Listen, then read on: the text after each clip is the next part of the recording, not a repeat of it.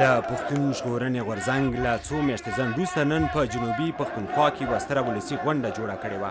دغې غونډې ته چې د یاد غورځنګ لسګونه زره غړي راټول شوي وو، منظور احمد پښتین یو ځل بیا پر پاکستانی حکومت توندې نیوکې وکړې چې د پښتنو وژلو ته دوام ورکړی دی.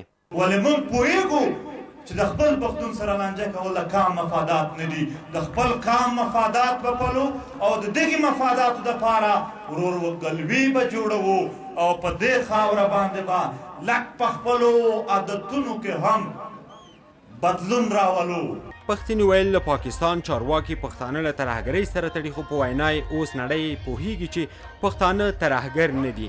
منظور احمد پښتون د پښتنو په یووالي ټینګار وکړ او زیاته کړه چې د غورځنګ یووالي ته به په جدیت کار کوي. دا قام دا وطن د زرګونو کالونو تاریخ لري. دا قام او دا وطن د زرګونو کالونو تاریخ لري. په دغه باندې د چنګیز خان نه راواخله دا فرنګ دا اورنګ دورونه تېر شوي دي، ټایم یې نه دی اپ شوی. د دغې وخت څوک نشي ختمولی. منظور احمد پښتون د لادرکه پښتنو یادونه هم وکړه او خبرداری یې ورکړ چې پښتون قام په وژلو نه ختمیږي.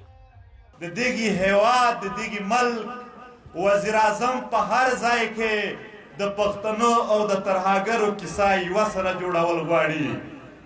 او وزیر اعظم صاحب اوس په تا دنیا خبره شوله چې ترهګر ته یې پښتانه نه دي، د دغې نه کلار شه. هسې عبس کوششونه دې لګیا کړي دي. منظور احمد پښتون د افغانستان جګړو، بدامنۍ او د پښتنو په تړاو هم څرګندونې وکړې او د روان بحران لامل نړیوال او د نړیوالو غلطې پالیسیانې یادې کړې. دغې دنیا قوتونو د پښتون افغان خاورې نه هغه ماحول جوړ کړی دی، راشي یو څه جوړ کړي، بیا یې ړنګ کړي، بیا یې جوړ کړي. دا 40 کالونو نه د بهرنیو قوتونو غلطې پالیسیانې افغانستان د لویې تباهۍ سره مخامخ کړی دی.